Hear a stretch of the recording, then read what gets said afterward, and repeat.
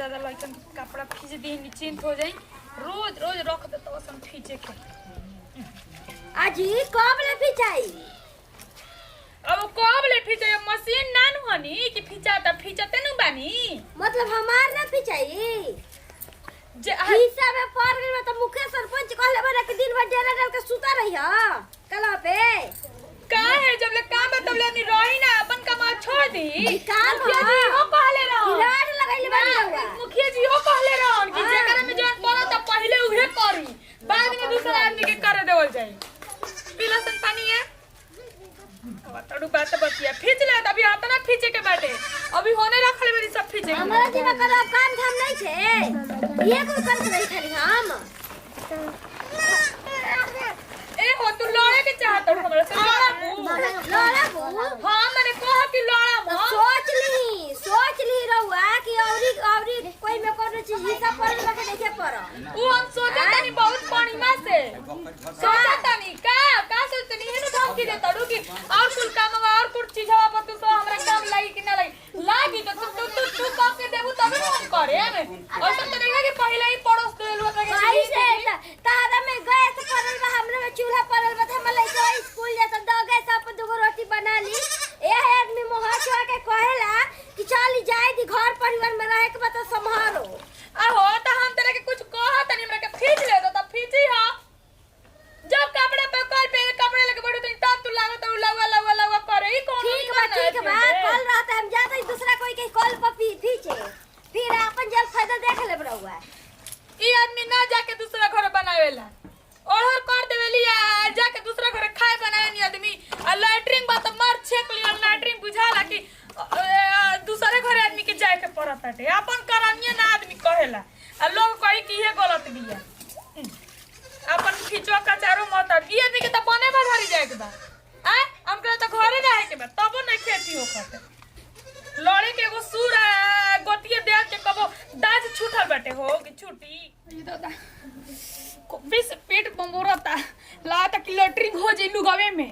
आए कोबे से लैट्रिन में बिया हइसे अत करेला के हो के हम चाहत नहीं कि ओकरा से बोलल आ चाहत नहीं कि जी हजूरी कइल लेकिन वही पे उतारू बिया कि हम बोली अरे बाप रे बाप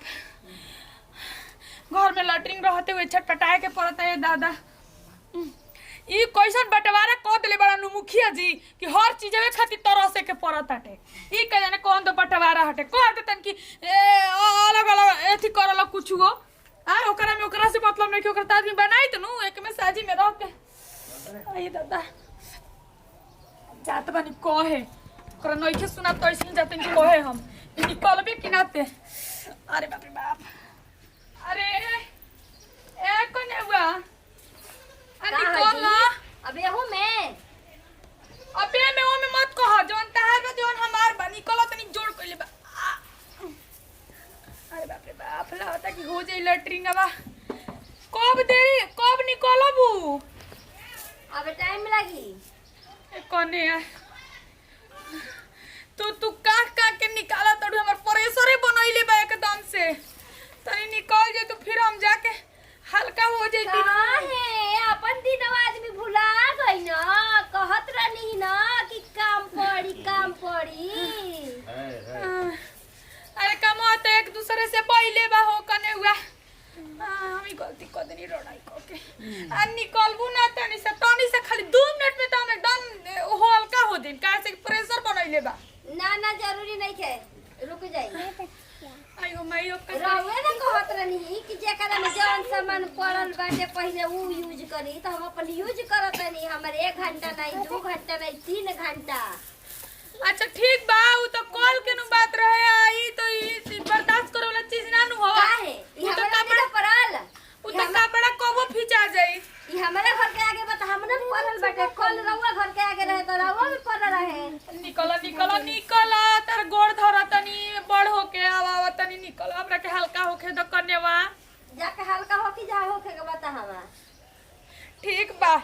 हम तो चल जेम लेकिन मुखिया से फिर बोलवा के फिर फैसला करब हम तू नहीं खुनु समझत जा रात रही तक के चलियो जे तू दिन बाटे अपन देख यही से घर में गोतिया दिया रान ना करे के चाहिए तू कम राड़ करेलू हो खाए ना बनाएलू दूसरा घरे जाके हम कक दिन खाए बनाई अपन तो गलती केहू कहे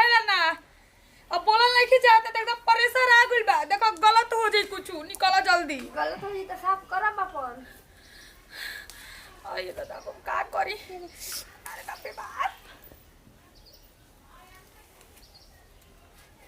जान बुझ के रहनी आव जब आइबू तब यही में घुस के खड़ा रहम।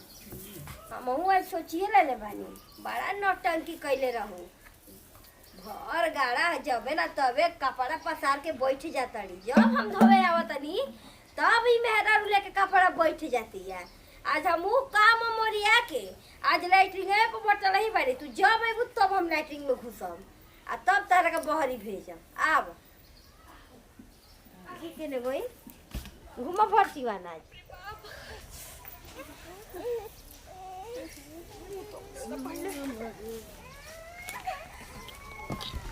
अरे नोतिया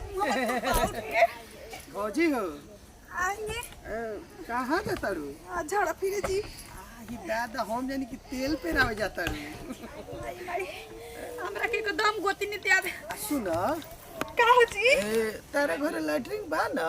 हो लाइटिंग तो पहले बटे हमारे घरे का करम। हमर गोतनी रण में सहल है यही लैट्रिन में हम बिना मैदान के मैदान करे बैठ गेल बे झूठा के। आहो ये बतावा हमरा के रात रही त कोनो बात ना रहे होई त दिन बा कनियो से दुगो मानुस लौक जीहन लौके दी बाबू लाज करम नु तो सही में हो जाई। अरे भौजी सुना ना साया में अलुगा में काहे के करबो एगो त पियर पहले बहु पियरे ऐसन हो जाई। देखी है घरी सुयारो घुमतड़सन नोचा संजन तना दिन ला कहतानी रे। अरे आउ रे तो लिख चिकनिया ले आडी लइए के केले मैं झाड़ दी। हां आइला पे कामे में रुक रे कमा तू अपना से अपन कपार के ख्याल नहीं किस रख सकता घूमे खातिर एने ओने जाता रे। अपने से हेत हरी ठेहे का कहो ना ठेहे का कह त निमन बात आ का कपड़ा मार कपार में बाजा तो ली ए उन तो खड़ा करी ना तो झगड़ा के रही जात हम धरे। ढेर तू झगड़ा देखता रू ढेर देख ली गांव घर के झगड़ा पता लगावतिया ना बचिया तू पढ़े के नंबर है आ तू झगड़ा सुनबी तो पढ़ लेबी। कहती अरे राहुल घरवा ये दादा मार हर एक चीज हवा के छिए बिया लागल बटू का है का कुछ भइल बा का तहरा न भइल बटे। हां तब का मोय चीज बटा गल वाला लाइटिंग पड़ल बा छोटकी में त कल पड़ल बा बड़की में त दुआर पर के सीढ़ी पर गल बा बड़की में त आगना पड़ल बा छोटकी में करे कैसे भइल बटुए हां तो जानत रहे हमने ओहनी में बनत ना रहे हम जानी कि एक दिन अलगा हो जियो के बते के मार झगड़ा ये नु जी जाय दी अकेले बानी जे हमने त निक बटुए ना रे हमनी के बढ़िया ना तब का दू पैसा कम कमाते जा इज्जत से अपन कमाते जा ना घर चलाते जा ना दू को बावन जब पड़ल एके में बुआ तक के जियल दुसवार भाई के जान ले लीही ये नु कहाला। हां त अब भेटाई रहला हमनी से हां त लाजे ओकर दम मुहे ना खोली बड़ा कहतरन कि ना हमरा घरे होइसे बा भौजी औसे बा भौजाई औसे रहे ना जाए का मैं आगे आ गई सामने काले थरिया चलेला छोटकी की आके गली में गिरल रहे। बताओ बहुत बाजत ऐसे गरी रे प्रमोद में बड़ी डटली उनका के कहो चलाओ तो जापाना में दूसरा के कपार कान फोड़ा बुझता ए कोई बीच में मत पड़ा तो वो आदमी के छोड़ल जी ना बाकी ना रही। सुन ना हां ओहनी के जौन भी करसन अपना में लेकिन तू ई कोन लूर मत सीखिए जा। हमारा का मतलब हमार कौन पटिया पटदार बटुए हमारा का सब सीखे के बटे है ये करे के बोली जाती है घूमे खातिर करे खराबा सीख के करे हम दुआरे पे गई तो लोग गेल तो हम का करियो त का करूंगा दुआर लोग पे रे बोल टन टन पढ़े में तो ध्यान ही नहीं खे मार कपार में बिथुआ कइले बाड़ू ना मार पिलुआ के कइले बाड़ू ना जन्मइले बाड़ू हम ही कहले बनी का हम कपड़े सुन में ना हो जासा। का कुछ बनैले बोले हां खाना बनल बटे चली खा ली। अरे बड़ी भूख लागल बते चल चल चल चल खा ले पहले का बनले वाली रोटी भुजिया बनल बटुए का बनी इतनी बेर रोजी है सूखा सब्जी खाते बोलैले रहली ए कनिया का कुछ काम रहल बोलैले रहल। हां काम रहल है बैठी कहानी अब तो अलगा बिलगा आदमी हो गए ना अब का उची के लाज बाटे नाही तब बबुआ गेल हमार हां कहत है ए आज चल बोलावत तारी मम्मी हमार बोलावले रहनी कि गांव से आइल बा दोस्त। अच्छा हां तो उहे खनी बचल बाटे काहे खातिर आ घर में आदमी दी हन ए कनिया मान लो तू तो दही दे देबू त दे दी ने देखी त बोली ना आही दादा जे मुखिया जी लगा के गई ना तो ये हम जान गईनी कि हम अपन मालकाइन खुदे बानी जान जाई कुछ कहत अब से देख के जरे आदमी ताके बिगाड़त या तू करके के चलते डरे ओ ना तना मत सोची हम सास जइया मर गईली तो ये हम जान गईनी कि हम अकेले बने हम गोतिनी के कुछ ना जानी जब सास के मतलब हम बानी सास हां तब का हमरे के रउआ सब जितना करब जा उतना घर के आदमी को करियन हो ना यही से आज दिन खियावा तनी के काल दिन रहो हमरा के खियाई का जी तो चाची से कम बाड़ू हाँ, वे ना। ए अम्मा जी लोग त लालची में कुछ करेला जानतनी हमरा नैहर से लोग गाइल बाटे सास के त सास त हमर होइले नहीं कि रौरे नु बानी चाची जी बनी चाहे सास हाँ, काहे ना, बनी रौरे के लुगवा देही मु जाननी ए काहे कि लोग अपन रही त अपन के ना दिही पहले आदमी कहीं छोट होके हाथा ना बोलतिया आपन आदमी तो गलती कहत नहीं खन इहे आगा ना बाटे इहे सब कुछ बाटे अच्छा ई बताई अम्मा जी रौरा त जानो तनी नु आजकल के छोटकी जितना आवत ऐसन पट से ना कह देते ऐसन कि हमरा मरद के रखले बड़े देवर रखनी हड़े रौरा त जानो तनी नु कि बाबू जी से का रिश्ता रहे बहुत बढ़िया बड़की सीता रहत ऐसा जी चाची जी बड़की सीता रहत ऐसा छोटकी त आवत ऐसा कौवा सीता रहसन चाहे लेकिन सवास्ती नहीं से रहती सवार्थी नहीं से रहत नु जानी अम्मा जी मैं बटा चुटा गइल आ बढ़िया से हो गइल तब लोग के नु पेट नहीं खे भरत ना पर हाँ तो सही पे लागे के बा अपन छोड़ी न जा हम झूठा बतियाते रहो से चली रहो के लुगावा दे दी चाची अब जी, ससी बानी रहो रे आ का बोलत है जीरो का सुनावे चाहतनी बताई ना तनी सुनाओ का चाहतनी जो तू सुनातो जो हम करे कि चाची जी के लुगा दे एकरा अलवा का कोनी रे एकरा रे बताई कुछ ना कलू कुछ कहानी है तुमको से मत बोली ना न कहनी हां काहे खातिर रवा कह हमरा अपन भाई बाप के मना कर सकतनी ठीक ना दर देत के नहीं मना कर सकत ना तू कर तू दही चटा के कर हम मना नहीं जी चाची अब मुंह से कैसे अरे ना, निकल ये कोने? ए अम्मा जी कैसे मुंह से निकल जाला ए अम्मा जी कि दे तनी त रौरो दे हम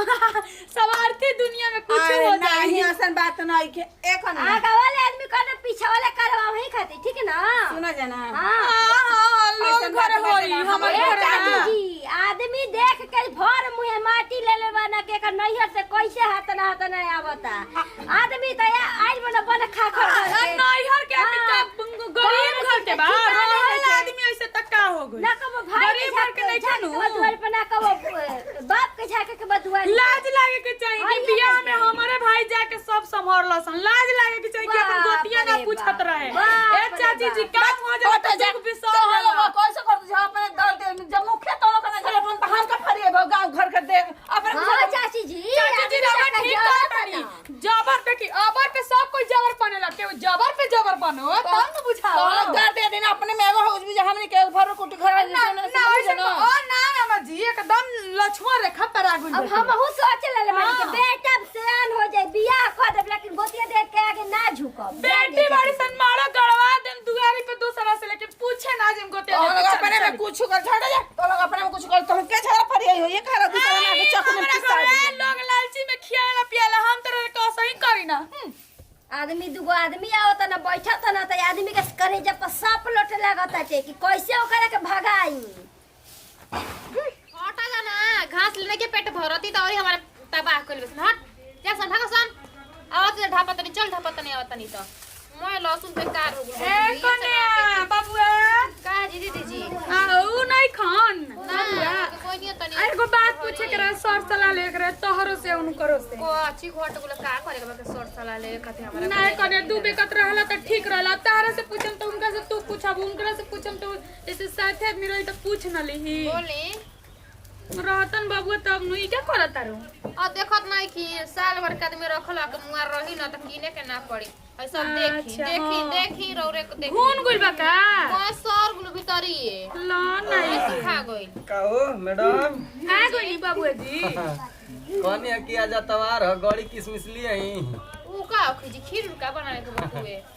आ बड़ा जी गोड़ी किस मिसला है के पूछता नहीं आ गड़ी किसमें होला का ला गौड़ी किसमिस होला का बोले गौड़ी किसमिस के बारे में नहीं के जानकारी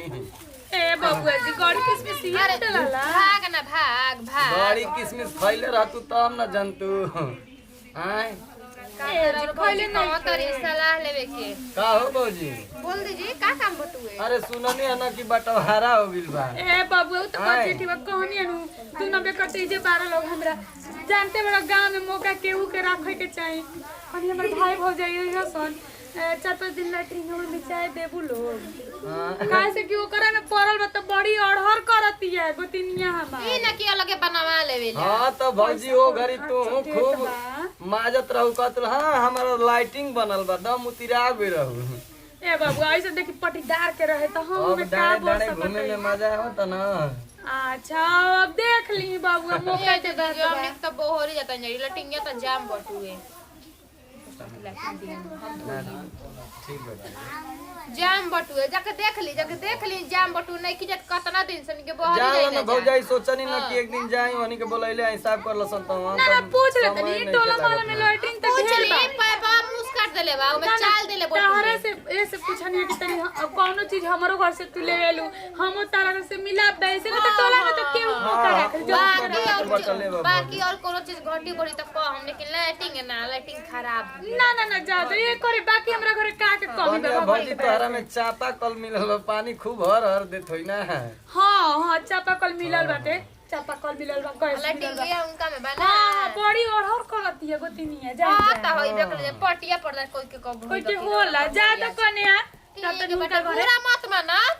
ना बुरा का आज तहार बा कल हमार होई कल हमार रहे आज तहार बा हां घटी पड़े तो ठीक तक कहत लू। बड़ा देखो लाइटिंग तू मांगे तो बड़ा समझदार बनी। हम लाइटिंग देता नहीं रे बताई जैसे के इनका भाई भौजाई खातिर बताओ ई लोग मेथी करे जा हम धोवत धावत रह जान तले हमारा मुंह ले लिखल गइल ह कि हम कह दे कि नहीं कह दे, हां लेकिन तू तो बीचो में हां रोक धारी ले ले जाई धापी बकरियन के सुन तो के का करने ना ले आइबो।